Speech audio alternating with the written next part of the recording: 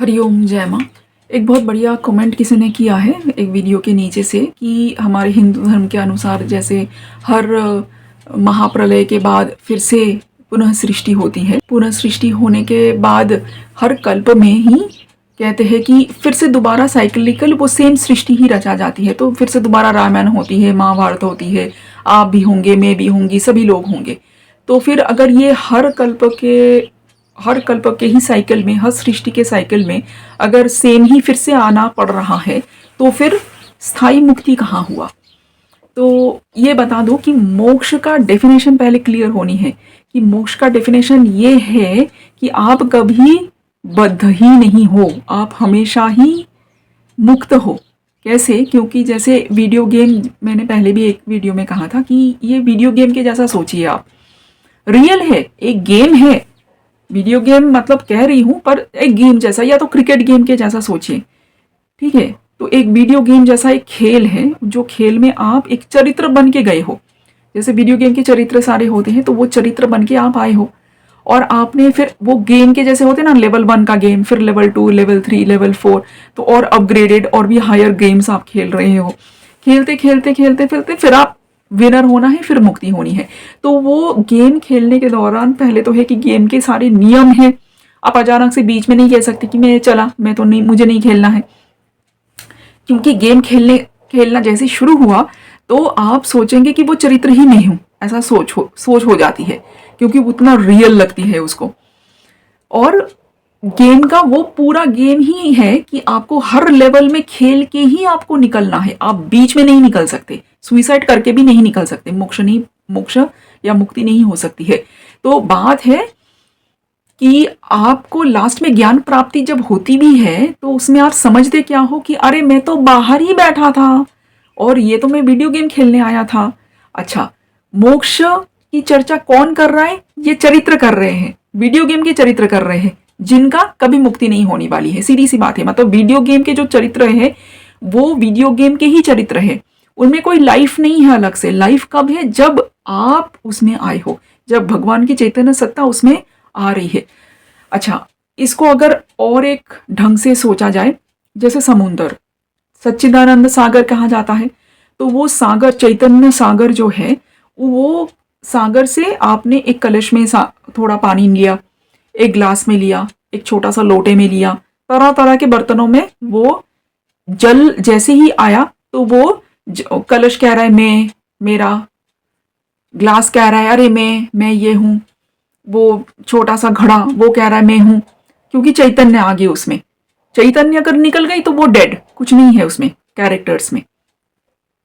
तो अगर आप कहेंगे कि कल्पारंभ में, अगले सृष्टि में कौन आ रहा है, तो ये चरित्र है भी, तो ये चरित्र में चैतन्य, तो वो तो महासमुंदर है, चैतन्य आया है, वो आप ही हो ऐसा नहीं कह सकते। तो वीडियो गेम का चरित्र आप हो ही नहीं, आपको वही समझना है कि आप प्योर कॉन्शियसनेस ही है, आप हमेशा ही वीडियो गेम के बाहर बैठे हो और आपका फोकस कहाँ है वो है, और बीच गेम में पर आप निकल नहीं सकते, बिना ज्ञान प्राप्त किए आप निकल नहीं सकते। क्योंकि ज्ञान अगर प्राप्त नहीं किया है, ये ज्ञान पढ़ के आप कहेंगे कि अब अगर मैं मर जाऊं तो फिर मुक्त, क्योंकि मैंने तो जान लिया, मैंने तो सुन लिया है, मैंने तो पढ़ लिया है ना, नहीं होगा। क्योंकि आपका मन फिर भी वो गेम के अंदर है, मन सोच रहा है कि मैं तो मनुष्य हूं, मैं तो भारत का आदमी हूं, मैं तो ये आदमी हूं, मेरा वो जाति है। तो वो साधना करते करते इतना साधना करना है कि आप प्योर चैतन्य हो, ये ज्ञान प्राप्त करना है साधना के द्वारा, तभी जाके मुक्त हो सकते हैं। मुक्त मतलब वही है कि वो ज्ञान प्राप्त कि आप बद्ध कभी थे ही नहीं, आप कभी नहीं है यहाँ पे, जो ये चरित्र है ये आप हो ही नहीं। इसका एक दायित्व आपको दिया गया है कि ये चरित्र को आप आगे आगे गेम खेलने में लगे रहो। अच्छा, अगर आप कहेंगे कि तो हम ये गेम खेलने क्यों आए हैं, भगवान ने ये सृष्टि किया ही क्यों है, तो जैसा आप खुद ही सोचो, मतलब आपको एक कमरे में बैठा दिया जाए, आपको कहेंगे खाना वाना दे दिया, आप बैठे रहो, आप बैठे रह पाएंगे? कितने साल, कितने समय, कितने महीने? नहीं बैठे रह पाएंगे। आपको लगेगा कुछ करता हूँ, ड्राइंग करता हूँ, म्यूजिक बनाता हूँ, कुछ करता हूँ, क्रिएटिविटी, कुछ खेलता हूँ, फिर जो कुछ किया या खेलने को है तो आप सोचोगे दूसरों के साथ भी करता हूँ, शेयर करता हूँ। तो जो आप में खेलने की, कुछ रचना करने की, कुछ क्रिएट करने की जो आप में स्वभाव है, वही चीज भगवान में है। वो ब्रह्म की स्थिति जो है, अहम ब्रह्मास्मि की जो स्थिति है, वो बोरिंग है। तो औरोबिंदो भी, कई सारे संत बोलते हैं कि जो रास्ता है ना आध्यात्मिक, वो रास्ता ज्यादा रोचक है, डेस्टिनेशन रोचक नहीं है। क्योंकि डेस्टिनेशन में पहुंचने पर तो अहम ब्रह्मास्मि की स्थिति जब उपलब्धि हो गई है, जब ज्ञान प्राप्त कर लिया है, तो लगेगा अरे वो तो बोरिंग था, यही इंटरेस्टिंग है। वो खेल करना था तभी तो वो खेल रहे हैं। अच्छा, अगर आप कहेंगे कि अरे फिर इतना दुख, कष्ट, मर्डर, ये ऐसा हो गया, वैसा हो गया, युद्ध हो रही है, लोग मर रहे हैं, ऐसा क्यों? अरे वो भी खेल है। देखिए, मूवीज नहीं होती है तो लोग हॉरर मूवीज देखने जाते हैं, भूतों की मूवीज देखने जाते हैं, डरावने मूवीज देखने जाते हैं, रोने धोने वाले मूवीज भी देखने जाते हैं कि नहीं जाते हैं? तो जबकि वो तो हंसी मजाक वाले भी मूवीज देख सकते थे। तो वो उनकी चॉइस ना, वो वैसे ही उनकी तो, देखिए ब्रह्म की स्थिति हमेशा ही आनंदमय स्थिति है, तो उनको दुख भी पता नहीं है। तो वो सोच लेते हैं अरे दुख कैसा है देखते हैं, युद्ध कैसा है देखते हैं। तो उनको वो, और एक बार जो चरित्र बन के आ गया है तो फिर वो कर्म बंधन में पड़ जाती है, क्योंकि वो तो इसको रियल समझ रहा है। वो सोच रहा है इसने इसको मर्डर किया तो अगले जन्म में ये इसको मर्डर करेगा, इसने ऐसा किया मेरे साथ तो अगले जन्म में मैं इसके साथ ऐसा करूंगा।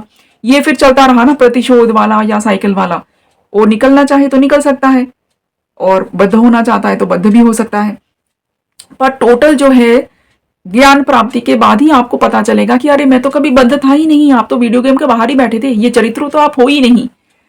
पर वो पढ़ के सुन के नहीं जानना है, वो साधना के द्वारा सच में ही आत्मानुभूति करना है, तभी जाके सारे कर्म बंधन छूटेंगे और संस्कार छूटेंगे। आप कहेंगे ऐसा भी क्यों? क्योंकि वो गेम्स के रूल्स है। वो क्रिकेट के मैदान में आप उतर गए हैं, क्रिकेटर वो मैदान में उतर गए हैं क्रिकेट खेलने के लिए, तो वो गेम के सारे जो नियम है, वो नियम आपको पालन करना पड़ेगा। बीच खेल के बीच में आपने बैट उठाया और कहा नहीं मुझे खेलना नहीं है, मैं भाई चला, नहीं होगा। वो आप निकल नहीं सकते। इसलिए ज्ञान प्राप्ति से ही निकल सकते हैं।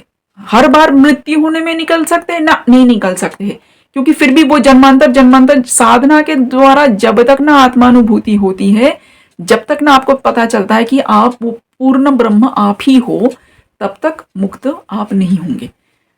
ये चरित्र तो मुक्त कभी होगा ही नहीं है, और आप कभी बद्ध थे ही नहीं, आप तो मुक्त ही हो, बाहर ही बैठे हो। खेल जो रहा है वो बाहर ही बैठा है, वीडियो गेम के बाहर ही बैठा है। ये चैनल्ड कॉन्शियसनेस है। जैसे वीडियो गेम के अंदर वो चैनल्ड कॉन्शियसनेस है। तो आशा है थोड़ा बहुत मतलब समझ में आई बात। तो वही है कि हमें आत्मानुभूति करनी है, हमें ज्ञान प्राप्त करना है, उसके बाद हमें खेल करना है। मतलब अगर आप खेलना चाहो तो खेलो, पर आत्मानुभूति के बाद खेलेंगे। तो फिर क्या है, मतलब मैं विक्टिम हूं, मेरे साथ ऐसा हुआ, ये वाली बात नहीं होती है, क्योंकि आपको पता है कि ये खेल है। खेल है, फिर खेल रहे हैं तभी तो मजा है। अगर खेल को आपने हकीकत सोच लिया तभी तो हम रोने धोने में लगे हैं, है ना? तो रोना नहीं है, इसीलिए हमें आत्मानुभूति करना है। आत्मानुभूति करके फिर हम खेल सकते हैं। जैसे रामकृष्ण देव कहते थे कि ज्ञान को आंचल में बांध लो, बांध के फिर खेलो, ऐसा बोलते थे। मतलब ज्ञान हासिल कर लो एक बार, उसके पश्चात तुम खेलो।